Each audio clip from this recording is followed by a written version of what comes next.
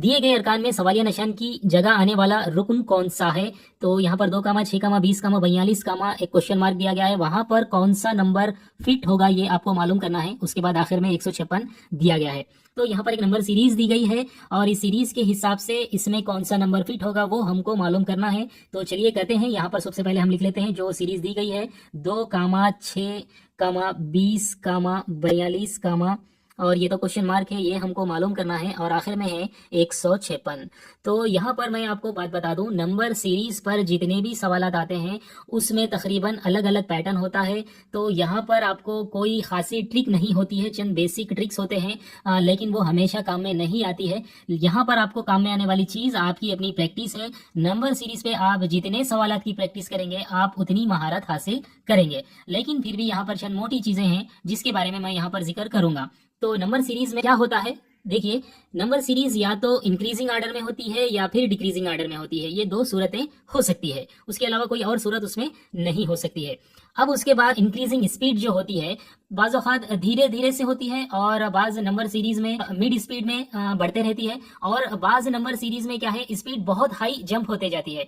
तो यहाँ पर अगर नंबर आहिस्ता आहिस्ता से इंक्रीज हो रहे हैं तो वैसी सूरत में वहां पर एडिशन होगा, जमा होगा नंबर्स का। और अगर नंबर्स एक आहिस्ता के बजाय थोड़ा सा और ज्यादा रफ्तार से आगे बढ़ रहे हैं तो वहां पर हो सकता है मल्टीप्लीकेशन देखने को मिले।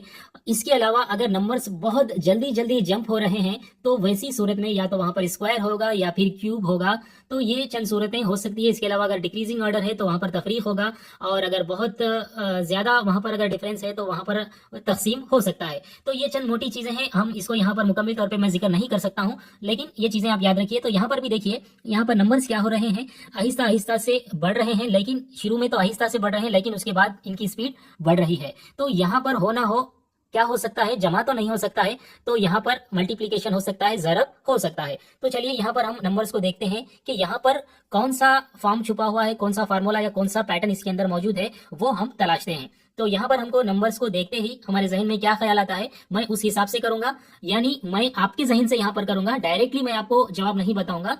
मैं एज ए स्टूडेंट जब एक एग्जाम हॉल में बैठा हुआ होता हूँ तो मैं क्या करता हूँ वहां पर, वो यहाँ पर करूंगा, यानी ट्रायल एंड एरर की मेथड से मैं यहाँ पर करूंगा। तो जैसा ही नंबर को मैं यहाँ पर देखूंगा, यहाँ पर 2 है, यहाँ पर 6 है, यहाँ पर 20 है, तो मैं यहाँ पर क्या करूंगा, यहाँ पर क्या करूंगा, मैं 1 ज़रब 2 देखूंगा, फिर यहाँ पर 2 ज़रब 3 देखूंगा। तो उसके बाद जब हम यहाँ पर एक पैटर्न निकाल रहे हैं तो वो पैटर्न मुस्तकिल होता है, यानी यहाँ पर 1 ज़रब 2 है, आप यहाँ पर उसके बाद 2 से ही शुरू करें, 2 ज़रब 3 है, तो अब यहाँ पर भी आपको क्या करना पड़ेगा, 3 से ही शुरू करना पड़ेगा, 3 ज़रब 4 लेना आपको पड़ेगा, जैसा कि आप इस तरीके से पैटर्न इसमें से ढूंढ रहे हैं। तो 1 दूनी 2, 2 तिया 6, 3 चौक 12, लेकिन यहाँ पर 20 है, तो ये पैटर्न इसके अंदर मौजूद नहीं है, तो ऐसा करना यहाँ पर गलत है। तो ऐसी सूरत में अब हम क्या करेंगे, अब हम थोड़ी देर के लिए यहाँ पर सोच में पड़ जाते हैं। तो चलिए यहाँ पर क्या हो सकता है, ये 2 तो बराबर है, तो यहाँ पर और क्या हो सकता है, 4 पंजे 20, बिल्कुल यहाँ पर क्या हो सकता है, 4 पंजे 20 हो सकता है। तो चलिए अब यहाँ पर देखते हैं कि यहाँ पर अब पैटर्न क्या बन रहा है। यहाँ पर 1 है, यहाँ पर 2 है, यहाँ पर 4 है, कुछ खासा नजर नहीं आ रहा है। यहाँ पर 2 है, यहाँ पर 3 है, यहाँ पर 5 है। अगर यहाँ पर देखा जाए तो यहाँ पर कुछ नजर आ रहा है, यहाँ पर हमें प्राइम नंबर्स नजर आ रहे हैं। तो यहाँ पर क्या हो सकता है, यहाँ पर ये 42 लाने के लिए हमको किससे ज़रब देना पड़ेगा, 6 सत्ते 42। तो मैं यहाँ पर क्या कर सकता हूँ, 6 ज़रब 7 लिख सकता हूँ। तो 6 सत्ते क्या हो जाएगा, यहाँ पर 42 हो जाएगा। सॉरी, मैं इसको थोड़ा नीचे लिख लेता हूँ ताकि ये तो ऊपर का गलत है। तो यहाँ पर क्या हो सकता है, 6 ज़रब 7 हो सकता है, तो 6 सत्ते 42 ये हो जाएगा। अब उसके बाद का नंबर क्या होगा, तो अभी हमने यहाँ पर जो भी किया है अपने अंदाजे से किया है, अभी तक हमने पैटर्न को नहीं ढूंढा है। हाँ, लेकिन हम यहाँ पर ये गौर किया है कि यहाँ पर प्राइम नंबर्स आ रहे हैं। तो यहाँ पर देखिए 2, 3, 5 और यहाँ पर 7 है, तो ये भी एक प्राइम नंबर है। तो एक प्राइम नंबर के साथ उसके बाजू में जो ज़रब में है उससे एक छोटा है। यहाँ पर एक प्राइम नंबर है, उसके साथ बाजू में एक छोटा है। ये एक प्राइम नंबर है, उसके साथ बाजू में उससे एक छोटा है। तो अगला भी हम यहाँ पर क्या करेंगे, एक प्राइम नंबर लेंगे, उससे बाजू में क्या करेंगे, उससे एक छोटा ले लेंगे। तो यहाँ पर हम क्या करेंगे, 7 के बाद जो हमारा प्राइम नंबर होगा 8, 9, 10, 11, तो 11 होगा, तो हम यहाँ पर 11 लिख लेंगे। 11 के साथ ज़रब में क्या करेंगे, 11 से एक कम, जैसा कि यहाँ पर हमको पैटर्न नजर आ रहा है कि 7 है तो 7 से एक कम है, 5 है 5 से एक कम है, 3 है 3 से एक कम है, 2 है 2 से एक कम है, तो 11 से एक कम क्या होगा, 10। तो 11 दहा क्या होगा, 110 होगा। तो यहाँ पर जो मिसिंग नंबर है वो क्या होगा, 110 होगा। लेकिन फिर भी आगे एक नंबर दिया गया है, हम तस्दीक कर लेते हैं। तो यहाँ पर हमारा जो प्राइम नंबर था वो 11 था, यहाँ पर 7 था, तो अब 11 के बाद अगला प्राइम नंबर क्या होगा, 12 तो नहीं है, वो तो कंपोजिट नंबर है। उसके बाद क्या होगा 13, तो मैं यहाँ पर लिख लूंगा 13, और 13 के बाद यहाँ ज़रब में हम क्या कर रहे हैं, उससे एक कम ले रहे हैं, तो वो क्या होगा 12। तो 12 को जब हम 13 से ज़रब देते हैं तो ये 13, 13 दूनी कितने होते हैं 26 का 6 और हासिल का 2, ये 13 एकम 13 और हासिल का 2 कितने हो जाएंगे 15, यानी 156 हमको हासिल हो रहा है। तो हमारा ये पैटर्न यहाँ पर सही है। लेकिन यहाँ पर मैंने जो भी किया है अपने तरीके से नहीं किया है, बल्कि मैं एक स्टूडेंट के तौर पर ट्रायल एंड एरर के मेथड से यहाँ पर किया हूँ। लेकिन एक्चुअल में यहाँ पर सीरीज क्या है, ये 2 ज़रब 1 है, और यहाँ पर 3 ज़रब 2 है, और यहाँ पर 5 ज़रब 4 है, और यहाँ पर 7 ज़रब 6 है, और यहाँ पर 11 ज़रब 10 है। मतलब यहाँ पर वही है जो हमने ऊपर किया है, लेकिन यहाँ पर मैं एक तरतीब में लिख रहा हूँ। तो यहाँ पर देखिए ये 2, 3, 5, 7, 11 और ये 13, ये तमाम प्राइम नंबर्स है। तो हम अगर प्राइम नंबर को n फर्ज कर लेंगे तो यहाँ पर मैं n लिख लूंगा। उसके बाद यहाँ पर 1 जो है वो 2 में से 1 को तफरीक करने पर हासिल हुआ है, और ये जो 3 है वो 3 में से 1 को तफरीक करने पर हासिल हुआ है। ये जो 5 है वो प्राइम नंबर से 1 को तफरीक करने पर हासिल हुआ है, और ये जो 6 है इस प्राइम नंबर से 1 को तफरीक करने पर हासिल हुआ है। तो अगर हम इसको पहले नंबर को n मानकर चले तो उसके बाजू का जो नंबर ज़रब में है वो क्या होगा, n-1 होगा। तो यहाँ पर n क्या है, एक प्राइम नंबर है, जहां पर n मसावी है प्राइम नंबर। तो यहाँ पर ये फार्मूला निकल कर आ रहा है जिसको हमने यहाँ पर फाइंड आउट किया है। तो इस तरीके से आप नंबर सीरीज के सवालों को कर सकते हैं। तो यहाँ पर एक और बात भी मैं बता दूं, तो यहाँ पर हमको जो फार्मूला निकल कर आया है वो क्या है, n ज़रब n-1 है। तो यहाँ पर एक और भी अगर मैं इसको ज़रब दे दूं तो हमको एक और पैटर्न भी निकल कर आएगा। n को n से ज़रब देने पर हमको क्या हासिल होगा, वो n स्क्वायर होगा, और n को 1 से ज़रब देने पर n होगा। तो यहाँ पर जो नंबर्स है, ये नंबर्स में एक और पैटर्न भी है, वो क्या है, एक प्राइम नंबर के मुरब्बे में से उस प्राइम नंबर को जब हम तफरीक करते हैं तब भी हमको यही पैटर्न हासिल होगा, यही नंबर सीरीज हासिल होगी। तो चलिए हम पहले यहाँ पर प्राइम नंबर से शुरू करते हैं। यहाँ पर 2 ले लेते हैं, तो ये क्या होगा, 2 की दूसरी माइनस, और उसमें से हमको वही प्राइम नंबर को तफरीक करना है। तो क्या हासिल होगा हमको, 2 की दूसरी मतलब 4 हासिल होगा, और 4 में से 2 को तफरीक करते हैं तो हमको 2 हासिल होगा। तो उसके बाद का प्राइम नंबर क्या होगा, 2 के बाद हमारा प्राइम नंबर क्या होगा 3, तो 3 की दूसरी करते हैं, फिर उसमें से उसी प्राइम नंबर को तफरीक करते हैं। तो 3 की दूसरी से मुराद 9, और 9 से 3 जब तफरीक होंगे तो वहां पर 6 आएगा। उसके बाद अगला प्राइम नंबर क्या होगा 5, तो यहाँ पर होगा 5 की दूसरी, और उसमें से उसी प्राइम नंबर को निकालते हैं। देखिए हम यही पैटर्न को फॉलो कर रहे हैं, इसी फार्मूले को फॉलो कर रहे हैं। तो 5 की दूसरी मतलब 25, 25 में से 5 जब तफरीक होते हैं तो यहाँ पर 20 रह जाएगा। उसके बाद 5 के बाद अगला प्राइम नंबर 6 नहीं होता, 6 तो कंपोजिट नंबर है। उसके बाद 7, तो 7 की दूसरी में से जब हम 7 को तफरीक करते हैं तो 7 7 49, और 7 में से 49 में से जब 7 को तफरीक करते हैं तो हमको 42 हासिल होगा। उसके बाद अगला प्राइम नंबर जो होगा 7 के बाद 8, 9, 10 ये कंपोजिट नंबर है, मुरक्कब आदद है, तो 11 होगा। तो यहाँ पर क्या होगा, 11 की दूसरी माइनस 11, 11 की दूसरी से मुराद 121, और 121 से 11 को तफरीक करने पर हमको 110 हासिल होगा। मतलब यह है कि यहाँ पर हमको ये जो फॉर्म नजर आया है, तो ऐसा फॉर्म हमको मुझे नजर आया है, हो सकता है आपको इस तरीके का फॉर्म आपको इन नंबर्स को देखते ही पहली सूरत में आपको ऐसा ही नजर आए। तो यहाँ पर मैं एक्स्ट्रा मालूमात के तौर पर आपको ये बताया है कि यहाँ पर एक सूरत के अलावा दूसरी सूरत या दूसरा पैटर्न ये भी हो सकता है कि वहां पर मुफरिद अदद के मुरब्बे में से उसी मुफरिद अदद को तफरीक करते हैं तो हमको ये नंबर सीरीज हासिल होगी। उसको हमने किस तरीके से अक्स किया है, इस जाब्ते से जो हमने पहले देखा था उससे हमने अक्स किया है। तो बहरहाल यहाँ पर नंबर सीरीज के जो भी सवालात होंगे, इन सवालात में आपको महारत आप उसी वक्त हासिल कर सकते हैं जब ऐसे सवालात की आप ज्यादा से ज्यादा प्रैक्टिस करेंगे। तो दोस्तों यहाँ पर आपको एक होमवर्क क्वेश्चन दे रहा हूँ। यहाँ पर नंबर सीरीज पर एक क्वेश्चन है, 2, 6, 12, 20, 30 और एक मिसिंग नंबर है, वो आपको फाइंड आउट करना है। तो आपका आंसर जो भी होगा वो हमको कमेंट बॉक्स में कमेंट कर जरूर बताइए कि आपको यहाँ पर मिसिंग नंबर क्या नजर आ रहा है। तो चलिए अब बढ़ते हैं अगले सवाल की तरफ। तो दोस्तों अगला सवाल है 2/7 और 3/5 इन दो आदाद के दरमियान आने वाला सबसे छोटा अदद दर्जे झेल मुतबादिल में से कौन सा है। तो यहाँ पर 2 आदाद दे दिए गए हैं। पहला आदाद यहाँ पर दिया गया है 2/7 और उसके बाद दिया गया है 3/5। तो इन 2 आदाद के दरमियान आने वाले आदाद वैसे तो बहुत होते हैं, लेकिन हमको वो अदद मालूम करना है जो इन दोनों के दरमियान में भी आता हो और सबसे छोटा हो। तो यहाँ पर 4 ऑप्शंस दिए गए हैं, उनमें से हमको वो अदद ढूंढना है जो इन दोनों के दरमियान में भी हो और छोटा हो। तो देखते हैं यहाँ पर इसको हल करने के लिए हम आसानी से इसको कसरी आदाद है तो आसानी से छोटा बड़ा नहीं पहचान सकते हैं, तो हम इसको अशारिया में बदल लेते हैं। तो इसको कसर को अशारिया आदद में बदलने के लिए हमको क्या करना पड़ेगा, तो यहाँ पर हम 7 को 2 से तकसीम नहीं कर सकते हैं, तो अशारिया लगा के यहाँ पर सिफर लगा लेंगे।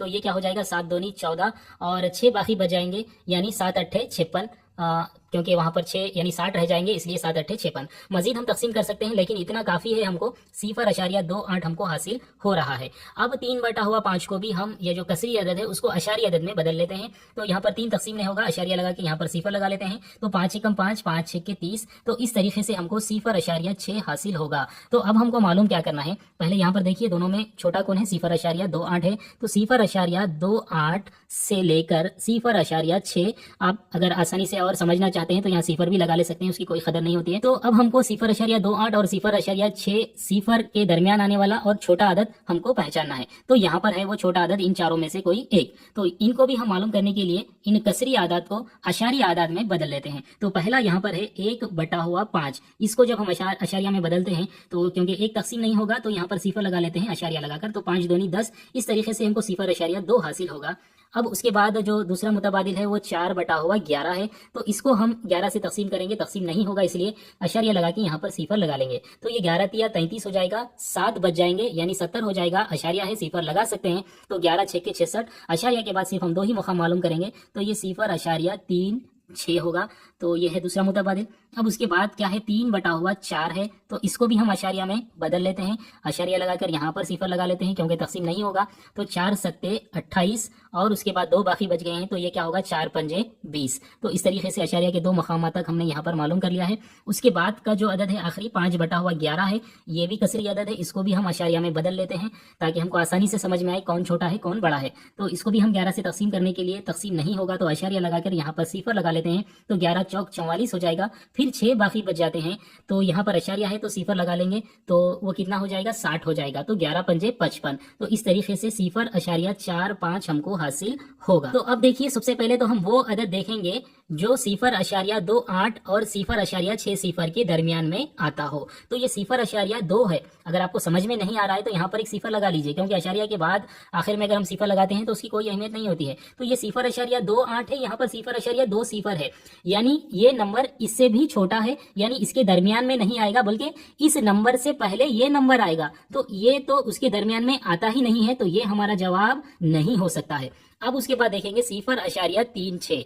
0.36 आपको इसके बाद आ सकता है 0.29, 30, 31। तो ये दरमियान में आ सकता है, ये हम इसको देख लेंगे कंपैरिजन करने के लिए, उसको हम बाजू में रख लेंगे। उसके बाद क्या है, 0.75 है। तो यहाँ पर 0.60 ही है। तो अब ये 0.75 मतलब ये उससे भी बाहर निकल चुका है, तो ये हमारा जवाब नहीं हो सकता है।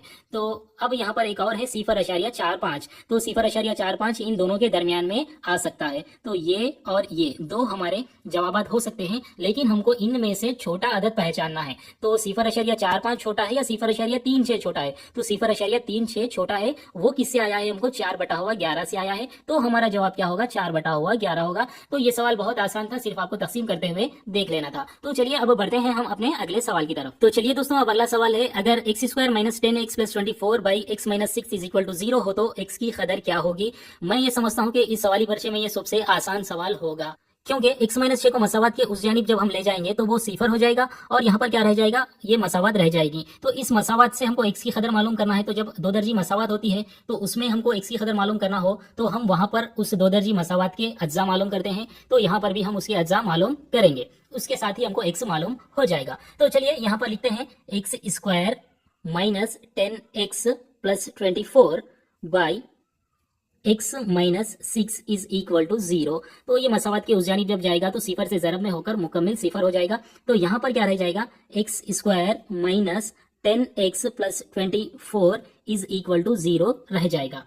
तो देखिए, अब हमको इसकी अज्जा बनाना पड़ेगा अगर x की कदर मालूम करनी हो तो इसकी अज्जा बनाने का तरीका क्या है? पहले तो मसावत आर्डर में होना चाहिए। तो यहाँ मसावत आर्डर में है, पहले दो दर्जा है, उसके बाद एक है, उसके बाद मुस्तकिल है। तो इस तरतीब में वो होना चाहिए। तो अब हमको करना क्या है, यहाँ पर इस पहले रुकन को, यानी दो दर्जे वाला जो मुतगय्यर है, उस रुकन को और मुस्तकिल रुकन को, जिसमें कोई वेरिएबल या मुतगय्यर ना हो, उन दोनों को ज़रब दे दें। तो ज़रब देने पर आपको क्या हासिल होगा? 24x² हासिल होगा। तो अब करना क्या है, यहाँ दरमियान का जो रुकन है, इस रुकन के ऐसे टुकड़े करना है, जमा या तफरीक दोनों में से कोई एक किया जाए तो -10x आना चाहिए, लेकिन उन दो टुकड़ों को जब ज़रब दिया जाए तो 24x² आना चाहिए। आई बात समझ में? ये 10x के ऐसे टुकड़े करना चाहिए, जमा या तफरीक करे तो -10x आना चाहिए, और उन दो टुकड़ों को जब जरब देंगे तो 24x² आना चाहिए। बहुत आसान है, हमेशा आता है, डरने वाली बात नहीं है।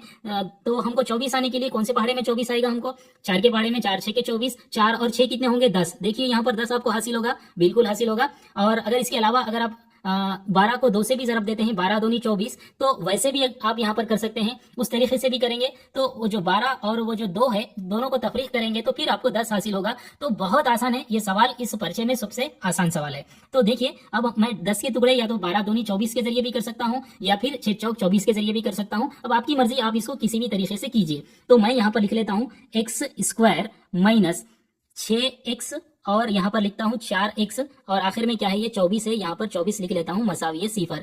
यहाँ पर मैंने अलामत इसलिए नहीं डाली कि अगर आप यहाँ पर जमा डालेंगे तो -6x और 4x क्या हो जाएगा? -2x होगा। लेकिन हमको आना कितना है? -10x आना है। मैंने अभी पहले कुछ देर कहा था कि ऐसे इसके अज्जा करे, ऐसे टुकड़े करे कि जमा या तफरीक करे तो -10x आना चाहिए। तो -10 आने के लिए आपको यहाँ पर क्या करना पड़ेगा? सॉरी, यहाँ पर आपको क्या करना पड़ेगा? यहाँ से मैं थोड़ा सा इस अलामत को रब कर देता हूँ, तो आपको यहाँ पर माइनस लगाना पड़ेगा। तो ये हो गया। अब -6x को -4x को दोनों को अगर हम ऐड करना पड़ेगा, तो ऐड करेंगे तो कितना आएगा? -10x आएगा। तो इसी तरह अगर इन दोनों को जरब भी देंगे तो 6 चौक 24, x और x क्या होगा? 24x² आएगा। तो जरब देने पर 24x² आ रहा है, और इनको जमा या तफरीक करने पर, कोई एक करने पर -10x आ रहा है। तो ये अब हमारा अज्जा बनाने का तरीका मुकम्मिल हुआ है। अब हम यहाँ पर क्या करेंगे? x को तफरीक करेंगे। तो x को तफरीक करने पर यहाँ पर क्या रह जाएगा? एक x रह जाएगा, और यहाँ पर x बाहर आ गया तो यहाँ पर -6 रह जाएगा। अब यहाँ पर भी हमको करना क्या है? यहाँ से हमको क्या कॉमन लेंगे? हम यहाँ पर 4 को कॉमन लेंगे, तो यहाँ पर -4 बाहर ले लेते हैं, तो अंदर क्या रह जाएगा? सिर्फ x रह जाएगा। तो अब यहाँ पर क्या रहेगा? यहाँ पर हमने 4 को बाहर ले लिया है, तो यहाँ पर 6 रह जाएगा, यानी 4 6 के 24। तो अब यहाँ पर अलामत क्या आएगी? वो भी एक डिसाइडिंग फैक्टर है। यहाँ पर हमने -4 को बाहर लिया है, तो -4 को x से जरब देते हैं तो -4x आएगा, जैसा कि यहाँ पर आ रहा है। फिर -4 को किससे जरब देंगे कि हमको +24 हासिल हो? अगर मैं यहाँ पर प्लस लिखूं, अगर मैं यहाँ पर +6 लिखता हूँ तो माइनस इंटू माइनस क्या हो? माइनस इंटू प्लस क्या होगा? माइनस हो जाएगा, और 4 6 के 24 आएगा, तो -24 आएगा। तो यहाँ पर मुझे प्लस की अलामत लगाना नहीं है, बल्कि यहाँ पर मुझे क्या लगाना है? माइनस की अलामत लगाना है। अगर मैं माइनस की अलामत लगाऊंगा तो माइनस इंटू माइनस क्या हो जाएगा? प्लस हो जाएगा, और 4 6 के 24 यानी +24 मुझे आएगा। अब यहाँ पर क्या है? बाजू में मसावी है सिफर। तो अब यहाँ से हमको मजीद x-6 कॉमन निकलेगा, तो x-6 हम यहाँ पर लिख लेते हैं। उसके बाद अंदर क्या रह जाएगा? ये x और ये -4 रह जाएगा, तो इस तरह से x-4 रह गया। इस तरह मसावी है, बाजू में हम सिफर लिख लेते हैं। तो इसको लिखने का तरीका क्या है? x-6 मसावी है सिफर लिख लेते हैं, और ये x-4 मसावी है सिफर लिख लेते हैं। तो x के 6 उस जानिब चले गया तो x मसावी है 6 हासिल होगा, और ये 4 उस जानिब चलेगा तो x मसावी है 4 हासिल होगा। अब यहाँ पर हमको x की 2 खदरें आई है, तो यहाँ पर ऑप्शन में क्या है देखते हैं। तो यहाँ पर ऑप्शन में 6 भी है और 4 भी है, तो ऐसा तो नहीं हो सकता है, शायद मिसप्रिंट हुआ होगा। अगर आप चाहे तो अपने जवाब की तस्दीक भी कर सकते हैं। तो मैं यहाँ पर अपने जवाब की तस्दीक ही कर लेता हूँ, क्योंकि यहाँ पर मैंने भी नहीं सोचा था कि ऐसा आएगा, तो इसको मैं यहाँ से डिलीट कर देता हूँ। तो देखेंगे हम इसकी तस्दीक कर। तो हमको x मसावी है 6 भी हासिल हुआ, 4 भी हासिल हुआ। तो अब ये x-6 मसावत के उस जानिब उधर चले गया, तो यहाँ पर अंदर क्या यहाँ पर क्या रह जाएगा? x² - 10x + 24 = 0 रह जाएगा। तो यहाँ पर हमको तस्दीक करना है। x मसावी 4 रखते हैं, तो ये 4 चौक 16 माइनस 4 दहा 40, और ये 24 रह जाएगा, मसावी है सिफर। ये 16 और 24 कितने हो जाएंगे? 40, तो ये 40 और ये -40 और +40 कैंसिल हो जाएगा, हमको सिफर आएगा। तो हमारा जवाब इस मसावत को मुतमईन करता है, तो हमने सही किया है। तो 4 तो इसका जवाब 100% होगा। तो अब देख लेते हैं 6 भी क्या इसका आंसर होगा या नहीं होगा। तो अब हम 6 दर्ज कर देखते हैं। तो x² - 10x + 24 मसावी है सिफर। ये तो मसावत के उस जानिब जाकर सिफर हो चुका है। अब हम 6 भी रखकर देख लेते, सॉरी अब हमने 4 रखा था, चलो अब हम 6 भी रखकर देख लेते हैं। तो 6 की खदर x की जगह पर रखने पर ये 6 6 के 36 हासिल होगा, और ये 6 दहा 60 हासिल होगा, और ये 24 हासिल होगा। ये 24 और 36 कितने होंगे? 60 आएंगे, +60 आएगा, फिर ये -60, फिर ये कैंसिल हो जाएगा। मतलब हमारे 2 जवाब भी सही है। ये 2 इस 2 दर्जी मसावत के रेशे है 4 और 6, लेकिन यहाँ पर ऑप्शन में कोई एक जवाब होना चाहिए था। लेकिन अब हमको उससे मतलब नहीं है, हमको जवाब कैसा ढूंढना है वो उससे मतलब था। तो हमने यहाँ पर सही उसका जवाब ढूंढ लिया है, और हमने उसकी तस्दीक भी कर ली है। तो चलिए दोस्तों, अब देखते हैं अगला सवाल। घड़ी में 2 मुख्तलिफ औकात में घंटे और मिनट की सुइयों से बनने वाला जाविया यकसा है, दर्जे झेल में से नामुनासिब मुतबादिल कौन सा है? तो यहाँ पर यह कहा जा रहा है कि घड़ियों में 2 मुख्तलिफ औकात, यहाँ पर 2 औकात आपको दिए गए हैं।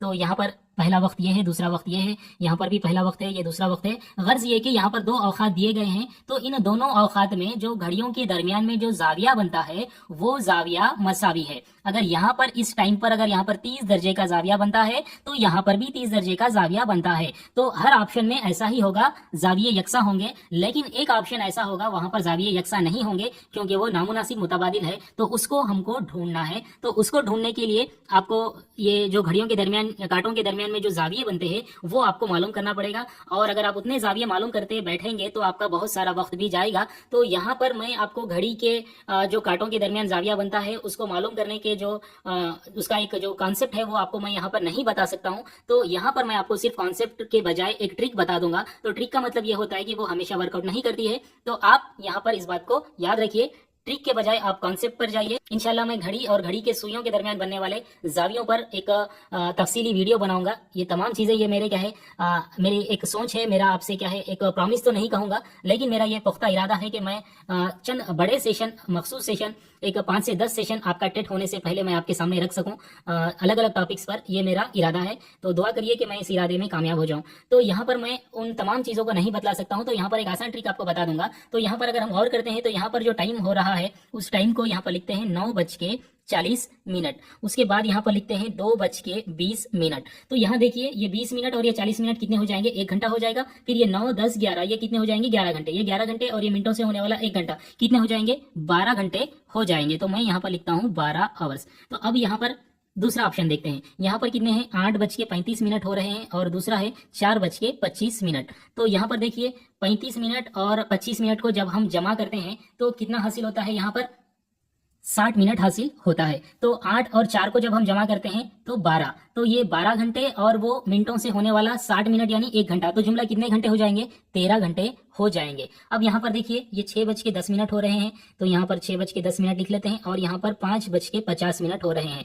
तो इनको जमा करते हैं, 10 और ये 50 मिनटों को हम मिनटों में जमा करेंगे तो 50 और 10 कितने हो जाएंगे, 60 मिनट हो जाएंगे। 6 और 5 11 घंटे हो जाएंगे क्योंकि ये घंटे है। तो ये 11 घंटों में ये 1 घंटा मिला देंगे तो हमको फिर 12 आवर्स आएगा। उसके बाद जो आखिरी ऑप्शन है यहाँ पर भी आगे पीछे लिख लें, कुछ नहीं होगा। ये 7:05 हो रहे हैं और यहाँ पर जमा करेंगे हम 4:55 को। तो मिनटों को मिनटों में जमा करने पर 5 मिनट 55 मिनट यानी 60 मिनट 1 घंटा हो जाएगा। 7 घंटे और 4 घंटे यानी 11 घंटे और ये 1 घंटा, जुमला 12 घंटे होंगे। तो नामुनासिब मुतबादिल कौन सा हुआ, दूसरा, यानी 8:35 और 4:25 पर जो जाविया बनेगा वो जाविया यकसा नहीं होगा। तो ये हमारा आंसर हुआ ऑप्शन 2। तो इसके अलावा भी अगर आप देखेंगे तो यहाँ पर 9:40 हो रहे हैं, मतलब आपको 10 बजने के लिए मजीद कितने मिनट बाकी है, यहाँ पर 20 मिनट बाकी है।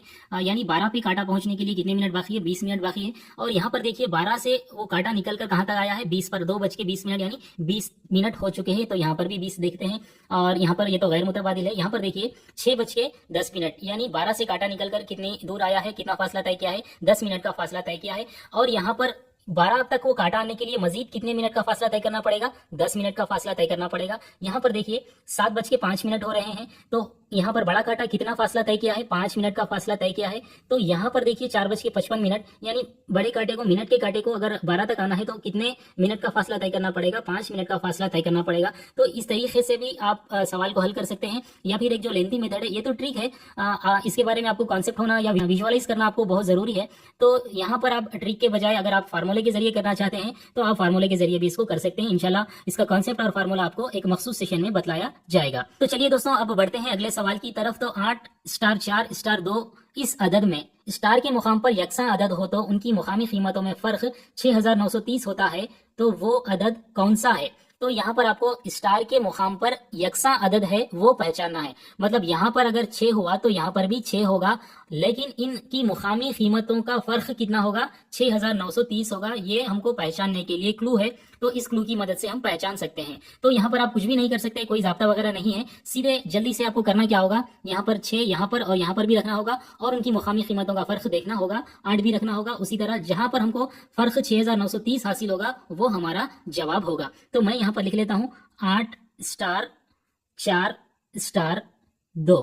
तो सबसे पहले हम यहाँ पर पहले ऑप्शन को रखते हैं, जल्दी जल्दी से रखना है, हमारे पास टाइम कम होता है। यहाँ पर हम 6 रख लेते हैं, यहाँ पर भी 6 रख लेते हैं, क्योंकि इन दो मुकामात पर स्टार की जगह पर यकसा अदद है। तो अब हम इनकी मुकामी कीमतों का फर्क हमको मालूम करना है। ये दहाई के मुकाम पर है तो इसकी कीमत 60 होगी, ये 1000 के मुकाम पर है तो इसकी कीमत 6000 होगी। तो यहाँ पर मैं 6000 लिख लेता हूँ और यहाँ पर इसकी कीमत कितनी होगी 60। तो इनका फर्क क्या होगा, तो 6000 में से जब 60 तफरीक होते हैं तो 5940 रह जाते हैं। ये तो बहुत आसान है, तो ये हमको अभी हासिल नहीं हुआ है। तो अब हम देखते हैं 8 को रखकर। तो यहाँ पर जब हम 8 को रखेंगे, यहाँ से मैं 6 को हटा देता हूँ, जब हम यहाँ पर 8 को रखेंगे तो इनकी मुकामी कीमतों का फर्क देखते हैं। तो ये 8000 हो जाएगा और ये 80। तो 8000 में से 80 को तफरीक करने पर 7920 आता है। ये आप भी जबानी कर सकते हैं। तो अभी हमारा जवाब हमको हासिल नहीं हुआ है। तो अब हम क्या करते हैं, यहाँ पर 8 के बजाय 7 रख कर देखते हैं। तो यहाँ पर भी 7 रखेंगे, यहाँ पर भी। तो यहाँ पर 7 की मुकामी कीमत क्या होगी 7000, और इस 7 की मुकामी कीमत जो 70 होगी। इनको अगर तफरीक करते हैं तो 7000 में से 70 को तफरीक करेंगे तो 6930 आएगा। और यही हमको कल सवाल में कह रहा है कि उस अदद को अगर हम यहाँ पर फिट करते हैं तो उसकी मुकामी कीमतों का फर्क क्या होगा 6930 होगा। तो इसलिए हमारा आंसर होगा ऑप्शन 3 यानी कि 7 हैं। तो सवाल इस तरीके से पूछा गया था कि एक दायरानुमा बाग के गिर्द 4 फेरे वाली बाड़ लगाने के लिए 1408 मीटर खारदार तार लगाई गई। इस बाग के किनारे मसावी फासले पर 4 बिजली के खंभे हैं, तो 2 मुत्तसिल खंभों का कम से कम फासला कितने मीटर होगा। यहाँ पर यह सवाल इस तरीके से पूछा गया था महाटेट 2016 में। तो चलिए इस सवाल को हल करते हैं। तो जैसा कि यहाँ पर एक दायरानुमा बाग दिया गया है, तो यहाँ पर हम सवाल को अच्छी तरह से हल करने के लिए और उसको समझने के लिए हम क्या करते हैं, यहाँ पर एक दायरानुमा बाग उतार लेते हैं। तो सवाल में दिया गया है कि दायरानुमा बाग के अतराफ बाड़ लगाने के लिए 4 बार जो वायर दरकार है उसका लेंथ कितना है 1408 है, और इस बाग के किनारे मसावी फासले पर 4 बिजली के खंभे हैं। तो मान लीजिए कि यहाँ पर एक बिजली का खंभा है, यहाँ पर एक पोल है और यहाँ पर एक पोल है, यहाँ पर एक पोल है। इस तरह 4 पोल मसावी फासले पर इस बाग की बाउंड्री पर या इस बाग के किनारों पर लगाए गए हैं। तो अब हमको यहाँ पर क्या मालूम करने के लिए कहा गया है कि 2 मुत्तसिल खंभों का कम से कम फासला कितने मीटर होगा। 2 मुत्तसिल खंभे यानी कोई 2 पोल्स जो एक के बाद एक आने वाले हो, उन पोल्स का मिनिमम डिस्टेंस हमको मालूम करना है। तो अब यहाँ पर सवाल ये पैदा होता है कि 2 पोल्स के दरमियान में मिनिमम डिस्टेंस या कम से कम फासला कौन सा होगा। क्या यहाँ से यहाँ तक का फासला मिनिमम होगा या फिर यहाँ से यहाँ तक का फासला मिनिमम होगा। तो देखिए दोस्तों, यहाँ से अगर हम फासला काउंट करते हैं तो वो थोड़ा ज़्यादा आएगा। अगर हम यहाँ से यहाँ तक का अगर फासला देखते हैं तो वो कम से कम होगा और इससे कम फासला नहीं हो सकता है। लिहाजा हमको यहाँ से यहाँ तक का फासला मालूम करना है। तो अब क्या हमको यहाँ पर दी गई मालूमात की मदद से और यहाँ पर हमको जो फिगर हासिल हुआ है, इस फिगर की मदद से क्या हमको कुछ समझ में आ रहा है कि अब हमको क्या करने पर इन 2 पोल्स के दरमियान का मिनिमम डिस्टेंस मालूम होगा। तो जाहिर सी बात है कि यहाँ पर दी गई मालूमात के लिहाज से हम यहाँ पर 2 पोल्स के दरमियान का फासला नहीं मालूम कर सकते हैं। लेकिन यहाँ पर दायरा नुमा बाग का जिक्र किया गया है, तो ज़रूर यहाँ पर ज्योमेट्री की कोई मालूमात को इस्तेमाल करना होगा ताकि हमको 2 पोल्स के दरमियान में मिनिमम डिस्टेंस मालूम हो जाए। तो यहाँ पर एक और ज्योमेट्रिकल फिगर बनता है। अगर मैं तमाम पोल्स को जोड़ लूँ तो यहाँ से यहाँ तक का जो फासला है, अगर इसको हम यहाँ से जोड़ लेते हैं और इन 2 पोल्स को यहाँ से इस तरह से अगर हम जोड़ लेंगे और यहाँ से इसको जोड़ लेंगे तो हमको क्या हासिल होगा, हमको मुरब्बा हासिल होगा। तो मुरब्बा ही क्यों हासिल होगा, स्क्वायर ही हमको क्यों हासिल होगा, क्योंकि यहाँ पर ये कहा गया था कि जो 4 पोल्स जो है वो मसावी फासले पर है। तो लिहाजा हमको ये जो अगर इन लाइंस को हम कनेक्ट कर अगर इन पॉइंट्स को अगर हम कनेक्ट करते हैं तो हमको क्या हासिल होगा, मुरब्बा ही हासिल होगा। तो क्या अब हम यहाँ पर हासिल हुई मालूमात की मदद से इनका कम से कम फासला मालूम कर सकते हैं? जी अभी भी हम मालूम नहीं कर सकते हैं। तो चलिए हम और ज्योमेट्री का सहारा लेते हैं। जैसा कि हम जानते हैं कि दायरे के अंदर यहाँ पर जो मरकज़ होता है ये यहाँ पर होता है। अगर हम दायरे पर एक नुक्ते से या फिर ये कहिए कि दायरा नुमा बाग पर जो पोल है उस पोल से अगर हम इसके सेंटर को मिलाते हैं तो यहाँ पर हमको क्या हासिल होता है, ज्योमेट्री के लिहाज से हमको निस्फ़ क़ुतर या रेडियस हासिल होगा आर। अगर इसको हम मज़ीद एक्सटेंड भी कर सकते हैं, लेकिन हमको अगर ज़रूरी है तो आप इसको एक्सटेंड भी कर सकते हैं। तो मैं यहाँ से इसको एक्सटेंड कर दिया तो ये क्या हो जाएगा, मुरब्बे का वितर कहलाएगा। अगर हम दायरे के लिहाज से देखा जाए तो उसका खुतर कहलाएगा। तो चलिए अगर हम इस वितर को भी यहाँ से यहाँ तक मिला दें तो यहाँ से यहाँ तक का जो फासला होगा ये दायरानुमा बाग का क्या कहलाएगा, खुतर कहलाएगा। तो अब सोचिए दोस्तों, क्या यहाँ पर हमको जो फिगर हासिल हुआ है इसकी मदद से क्या हम दो पोल्स के दरमियान का मिनिमम डिस्टेंस मालूम कर सकते हैं? तो अगर आप ज्योमेट्री की मालूमात रखते हैं तो आप यहाँ पर खुद ब खुद इसको हल करने के काबिल होंगे। तो आप जैसा कि जानते हैं कि मुरब्बे में जो वितर होते हैं, वितर क्या करते हैं, एक दूसरे को उमूदन यहाँ पर तनसीब करते हैं। तो उमूदन से मुराद यहाँ पर जो जाविया बनता है वो 90 दर्जे का होता है। तो यहाँ पर हमको यहाँ से यहाँ तक का जो फासला है वो आर है, यानी रेडियस है, जो हमको मालूम नहीं है। और ये भी यहाँ से यहाँ तक का क्या होगा, क्योंकि ये भी निस्फ कुतर है तो ये भी आर होगा, लेकिन ये हमको नहीं मालूम है। लेकिन हमको यहाँ पर ये जो मुसल्लिस हासिल हुआ है वो कौन सा है, राइट एंगल ट्रायंगल है, क्योंकि यहाँ पर 90 दर्जे का जाविया बनता है। और हमको यहाँ पर ये मालूम करना है, अगर हमको आर मालूम हो गया तो यहाँ पर हमको दो ज़िले मालूम हो जाएंगे, लेकिन ये तीसरा ज़िला जो दो पोल्स के दरमियान में मिनिमम डिस्टेंस है वो हमको नहीं मालूम है। तो उसको मालूम करने के लिए हम किस का सहारा लेंगे? हम यहाँ पर, जैसा कि ये क़ाइमुज़्ज़ाविया मुसल्लिस है तो वहाँ पर फिसागोरस का नाम आएगा। तो हम यहाँ पर फिसागोरस की थ्योरम की मदद से ये जो फासला है मिनिमम डिस्टेंस, इस मुसल्लिस के लिहाज से ये वितर कहलाएगा, क्योंकि 90 दर्जे के मुकाबिल का ज़िला है। तो वितर की दूसरी मसावी होता है बाकी के दो ज़िलों के मुरब्बे के मजमुए के मसावी होता है। तो ये दो ज़िलों का मजमुआ हमको, ये दो ज़िलों का तूल हमको अगर मालूम हो जाए तो हमको ये भी मालूम हो सकता है इन दो ज़िलों का तूल क्या है, वो दरअसल आर है। तो क्या हम आर मालूम कर सकते हैं? तो आर मालूम करने के लिए हमको दायरानुमा बाग का क्या मालूम करना पड़ेगा? आर मालूम करने के लिए या तो हमको दायरे का मुहीत मालूम करना पड़ेगा या फिर दायरे का रकबा मालूम करना पड़ेगा। तो अगर रकबा मालूम है तो हमको एक इक्वेशन हासिल होगी और उसमें से आर हमको हासिल होगा।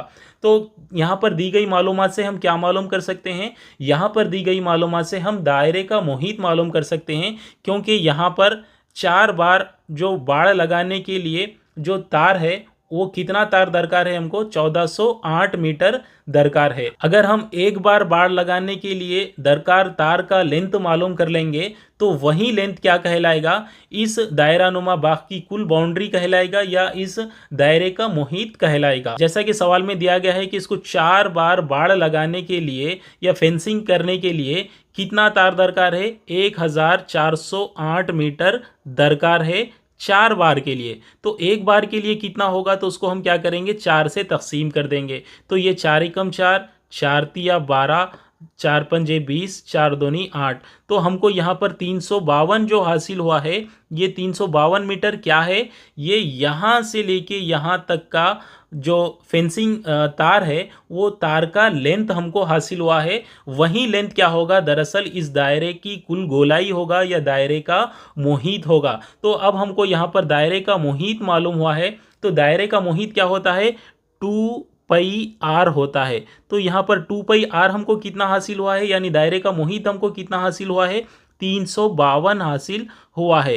तो इस 352 की मदद से यहाँ पर जो इक्वेशन बनी है इसकी मदद से हम आर मालूम कर सकते हैं। अगर आर मालूम हो गया तो हम फिसागोरस के मसले की मदद से हम ये भी मालूम कर सकते हैं। तो अब हमको यहाँ पर जवाब हासिल होने की यहाँ पर पूरी उम्मीद नज़र आ रही है। तो अब यहाँ पर आर मालूम करते हैं। तो जैसा कि इसको मुख्तसर करेंगे हम, 2 ज़रब 22/7 ज़रब आर मसावी है 352। तो चलिए इसको हम मुख्तसर करते हैं अपने अपने तरीक़े से। तो मैं क्या करूँगा, इसको 2 एकम 2, फिर यहाँ पर ये क्या हो जाएगा, 2 एकम 2, 2 सत्ते 14, फिर ये 2 छक्के 12 हो जाएगा।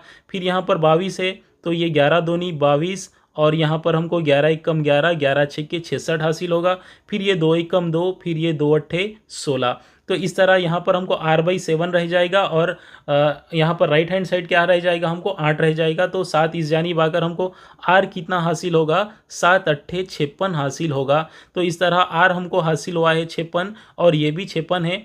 तो अब हम यहाँ पर इसको मालूम कर सकते हैं फिसागोरस के मसले के लिहाज से, क्योंकि यहाँ पर हमको एक क़ाइमुज़्ज़ाविया मुसल्लिस हासिल हुआ है। तो यहाँ पर मान लीजिए कि ये A है, ये B है और ये O है। तो यहाँ पर जो दो पोल्स के दरमियान का जो फासला है यहाँ पर इस मुसल्लिस के लिहाज से इस क़ाइमुज़्ज़ाविया मुसल्लिस का वितर है। तो वितर की दूसरी मसावी होता है, यानी ए बी स्क्वायर मसावी होता है बाकी के दो अज़ला के, यानी क़ायदे और इर्तिफ़ा के मुरब्बे के और उनके मजमूए के मसावी होता है। यानी O A square plus O B square के मसावी होता है। ये किसके मुताबिक है? ये फिसागोरस के मसले के मुताबिक है। तो ए बी तो हमको नहीं मालूम है, जो मिनिमम डिस्टेंस है जो दो पोल्स का वो हमको नहीं मालूम है। ओ ए यानी इस दायरे का खुतर है आर, दायरे का निस खुतर है आर, तो आर हमको कितना हासिल हुआ है? 56। तो हम यहाँ पर लिखेंगे 56 की दूसरी, और यहाँ पर लिखेंगे जमा में ये भी 56 की दूसरी है, क्योंकि ये भी आर है, ओ भी कितना है? वो भी आर है, ये भी क्या होगा? 56 की दूसरी। तो अब हम यहाँ पर क्या कह सकते हैं? ये दोनों भी सेम है, तो समझ लीजिए कि ये ए स्क्वायर है और ये भी ए स्क्वायर है। तो अलजिब्रा में हम क्या करते हैं? ए स्क्वायर और ए स्क्वायर अगर जमा में है तो क्या लिखते हैं? 2a स्क्वायर लिखते हैं। तो मैं भी यहाँ पर क्या लिखूंगा? 2 × 56 स्क्वायर यहाँ पर मैं इसको लिख सकता हूँ। तो यहाँ पर मसावत के इस जानिब क्या है? ए बी स्क्वायर है। अब हम इसको क्या करते हैं? थोड़ा सा ऊपर कर लेते हैं ताकि मुझे आसानी से हल करने में जगह मिल जाए। तो हम यहाँ से इसको ऊपर कर लेने के बाद अब मज़ीद इसको मुख्तसर करते हैं। तो यहाँ पर ए बी स्क्वायर है, अगर स्क्वायर मसावत की इस जानिब आ जाए तो हमको क्या होगा? यहाँ पर 2 × 56 स्क्वायर पर क्या हो जाएगा? ये रूट हो जाएगा।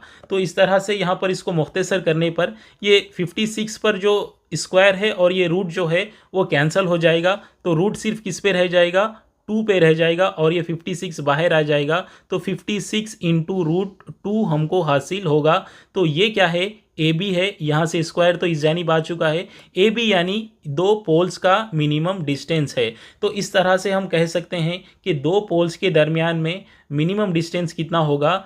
56 × √2 होगा।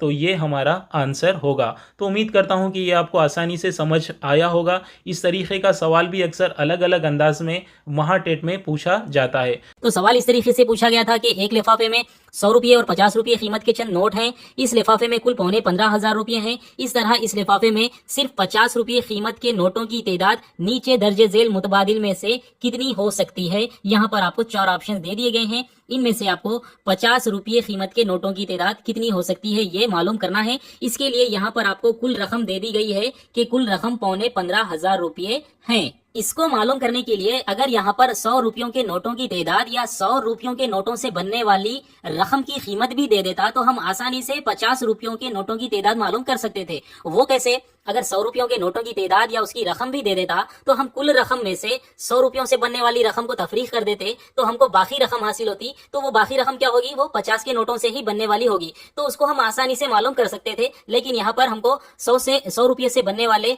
ना नोटों की तादाद दी गई है ना उसकी कीमत दी गई है। हमको ऐसे ही यहाँ पर मालूम करना है। तो उसको मालूम करने के लिए मैं आपको यहाँ पर एक आसान लॉजिक बताऊंगा, एक छोटी मिसाल लेकर आपको समझाऊंगा। तो मान लीजिए कि आपके पास 750 रुपये की एक रकम है जिसमें आपके पास 100 के नोट है और 50 के नोट है। अब मैं आपसे पूछूंगा कि आपके पास 50 के नोट कितने हो सकते हैं? क्या 2 नोट हो सकते हैं, या फिर 4 हो सकते हैं, या फिर आपके पास 6 नोट हो सकते हैं 50 के, या फिर आपके पास 50 के 3 नोट हो सकते हैं? तो इसको आप कैसे मालूम करेंगे? यहाँ पर एक छोटी मिसाल लेकर हम देख सकते हैं।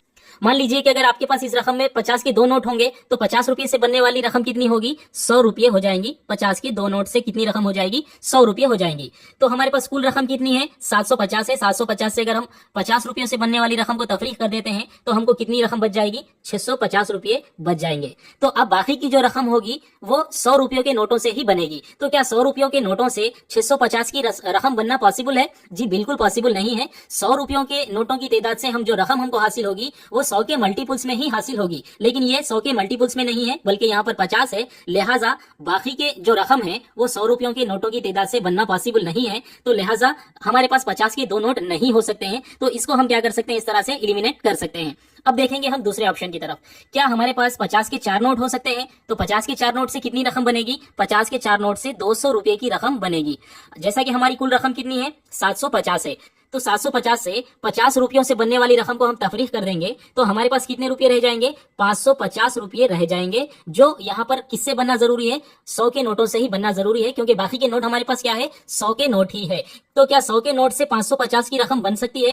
ये भी नहीं बन सकती है। लिहाजा हमारे पास 50 के 4 नोट अगर होंगे तो हमारे पास कुल रकम 750 बनना पॉसिबल नहीं है। तो अब देखते हैं क्या हमारे पास 50 के 6 नोट हो सकते हैं। अगर हमारे पास 50 से 6 नोट हो सकते हैं तो बाकी की जो रकम है वो 100 रुपयों के नोटों से बनना चाहिए और उनका टोटल 750 रुपये होना जरूरी है। तो चलिए 50 के 6 नोट होंगे तो हमारे पास रकम कितनी हो जाएगी, 300 रुपये हो जाएगी। और बाकी की जो रकम होगी 450, वो 450 किससे बनना जरूरी है, क्योंकि बाकी के नोट हमारे पास 100 रुपये के हैं। तो 100 रुपयों के नोटों से हमको 450 बन सकते हैं क्या? नहीं बन सकते हैं। 100 के नोट से 100 के मल्टीपल्स में ही रकम आएगी, लेकिन यहाँ पर 50 रुपये भी ऊपर रह जाएंगे तो 100 रुपयों से माँ बाकी रकम नहीं बनेगी। इसलिए ये टोटल रकम 50 रुपये के 6 नोटों से बनना पॉसिबल नहीं है। तो ये भी हमारा जवाब गलत होगा। उसके बाद अब हम देखते हैं क्या हमारे पास 50 के 3 नोट हो सकते हैं। तो चलिए 50 के 3 नोट होंगे तो हमारे पास रकम कितनी होगी, 150 रुपये हो जाएगी। तो बाकी की जो रकम है वो 100 रुपयों से बनना जरूरी है और उनका टोटल 750 रुपये होना भी जरूरी है।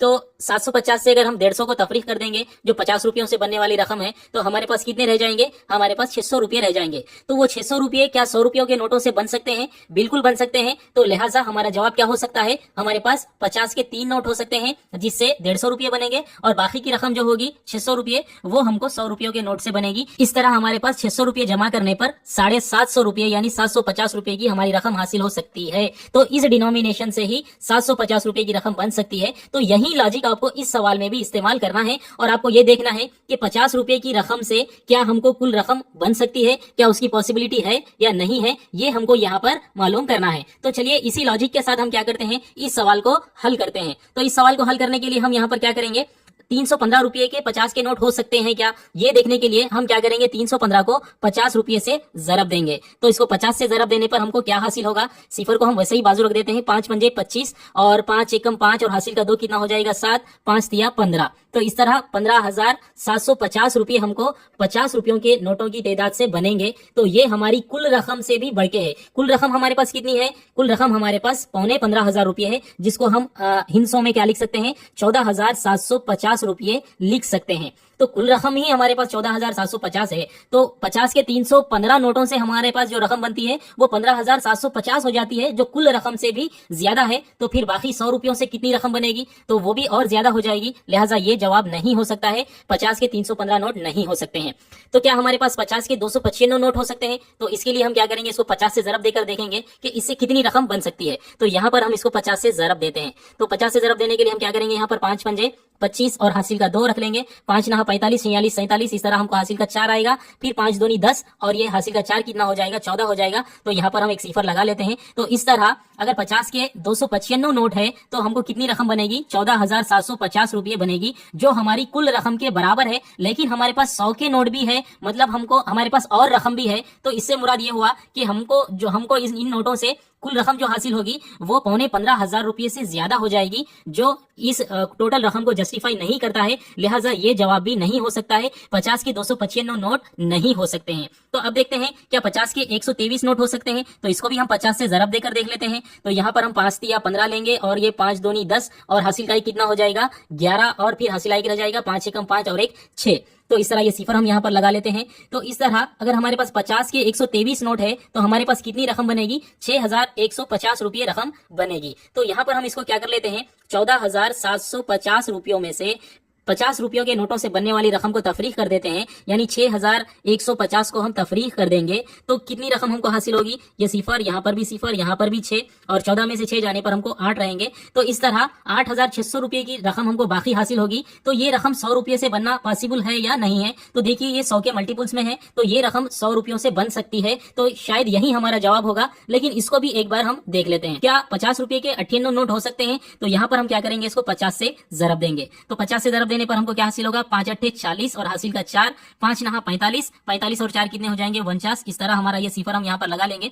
ये मैं यहाँ पर एक अपने तरीके से जरब दे रहा हूँ। तो यहाँ पर इस तरह हमको 4,900 रुपये हासिल होंगे अगर हमारे पास 50 के 98 नोट हो। तो अब इसको क्या कर देखेंगे हम, कुल रकम में से यानी 14,750 यानी 14,750 रुपयों में से 50 रुपयों से बनने वाली रकम को अगर हम तफरीक कर देंगे, यानी 4,900 रुपयों को हम तफरीक कर देंगे, तो हमारे पास कितनी रकम हासिल होगी? तो यहाँ 0 रह जाएगा, यहाँ पर 50 रह जाएगा, और यहाँ पर हमको 17 है, 17 में से 9 तफरीक होने पर हमको कितने रह जाएंगे? 8 रह जाएंगे। और यहाँ पर 13 है, 13 में से अगर हम 4 को तफरीक करते हैं तो हमारे पास कितने रह जाएंगे? यहाँ पर 9 रह जाएंगे, यानी 9,850 रुपए की रकम हमारे पास रह जाएगी, जो हमको 100 रुपयों से बनना जरूरी है, यानी 100 रुपयों के नोटों से बनना जरूरी है। तो 100 रुपयों के नोटों से हमको 100 के मल्टीपल्स में ही रकम हासिल होती है, लेकिन यहाँ पर हमको 50 रुपये है, तो ये रकम भी बनना पॉसिबल नहीं है, लिहाजा ये हमारा जवाब नहीं हो सकता है। लिहाजा हमारा जवाब क्या है? हमारा जवाब है कि 50 रुपये के कितने नोट हो सकते हैं? 123 नोट हो सकते हैं, जिससे 6,150 रुपए की रकम बनती है, और बाकी की जो रकम होगी 8,600 वो 100 रुपये से बन सकती है। लेकिन यहाँ पर 100 रुपयों से बाकी की रकम नहीं बन सकती है, क्योंकि ये 50 के मल्टीपल में है, 100 के मल्टीपल्स में नहीं है। तो इस तरह आप आसानी से इसको सॉर्ट आउट कर लेते हुए देख सकते हैं, इसको एलिमिनेट करते हुए आप आसानी से देख सकते हैं। तो हमारा जवाब है थर्ड ऑप्शन 123। तो चलिए दोस्तों, इसके बाद मिलते हैं नेक्स्ट वीडियो पर। खुदा हाफिज।